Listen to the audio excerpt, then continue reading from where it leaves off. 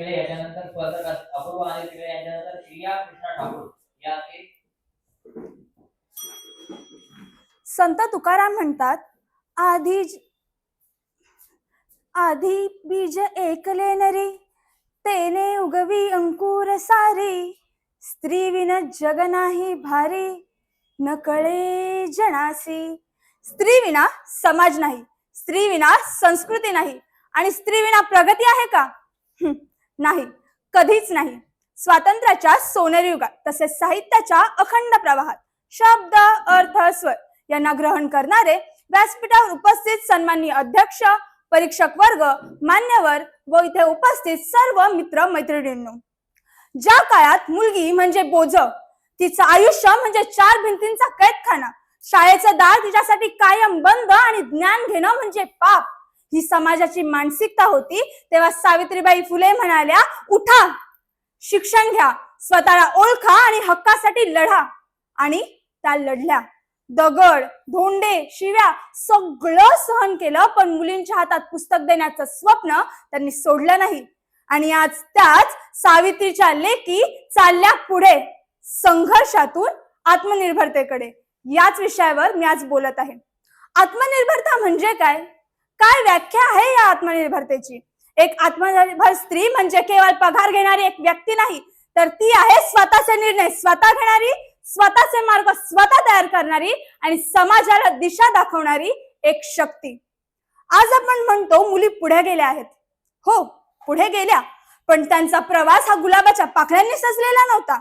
मेरी com अवकाशात जागतिक विजेतेपद जिंकवलं, पण तिला समाजाने घर सांभाळ अशी तिरस्कार ऐकवला. कल्पना चावला अवकाशात गेली, पण तिच्या मागे हजारो संघर्ष आहेत. फाल्गुनी नायरने नायकासारखं साम्राज्य उभं केलं, पण तिलाही सुरुवातीला कोणी पाठिंबा दिला नाही. हे सर्व दाखवून देतं की स्त्रियांच्या आयुष्यात संघर्ष कमी नाहीयेत, पण तिची जिद्द कोणतीही भिंत तोडू शकते. याचे मी किती उदाहरण देऊ तितके कमीच. पण एक उदाहरण तुमच्या आमच्या ओळखीचं आणि अगदी जवळचं म्हणजे स्वर्गीय माननीय मीनाक्षीताई पाटील, ज्यांच्या जयंती निमित्त आज आपण इथे उपस्थित आहोत. ताईंचं आयुष्य म्हणजे संघर्षातून घडलेली ताकद. मीनाक्षीताई या खऱ्या अर्थाने ग्रामीण भागातील स्त्रियांसाठीचे एक जाज्वल्य प्रतीक आहेत. त्यांनी संघर्षातून मार्ग काढत फक्त शिक्षणाची मशाल नाही पेटवली, तर सामाजिक, आर्थिक आणि राजकीय क्षेत्रात स्त्री सक्षम होऊ शकते हे अख्ख्या जगाला दाखवून दिलं. ताईंच्या कामामध्ये स्पष्टता आहे, विचारांमध्ये दूरदृष्टी आहे आणि निर्णयांमध्ये धैर्य आहे, जे प्रत्येक स्त्रीमध्ये असायला हवं. त्यांनी हे दाखवून दिलं की स्त्री फक्त कुटुंबापुरती मर्यादित नाही, तर ती गाव, समाज आणि राष्ट्र घडवणारी एक शक्ती आहे. त्यांच्यासाठी म्हणावं असं वाटतं की स्त्री ही सूर्याची किरणे अंधाराला छेदणारी, संघर्षाच्या वाटेवरती दीप नवा पेटवणारी. मीनाक्षीताई पाटील नाव जिद्दीचं प्रतीक, आत्मनिर्भरतेची दिशा समाजाला देणारी, आत्मनिर्भरतेची दिशा समाजाला देणारी.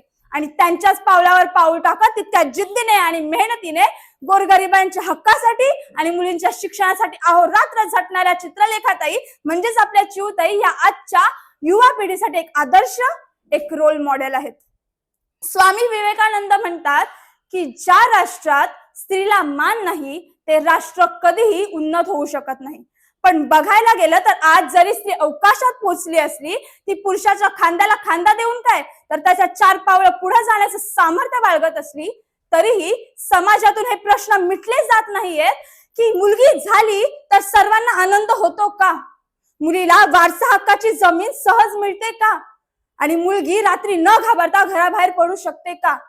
आजही काही भागांमध्ये मुलींवर अत्याचार केला जातो, हुंड्यासाठी तिचा छळ केला जातो आणि सोशल मीडियावर एखादा ट्रेंड फॉलो व्हावा अशा रोज एकामागून एक बलात्काराच्या बातम्या ऐकू येतात. तेव्हा मनात विचार येतो की स्त्रीचे संघर्ष कधीच संपणार नाहीत का? ती या सगळ्यातून कधीच सुटणार नाही का? आणि कोण वाचवेल तिला?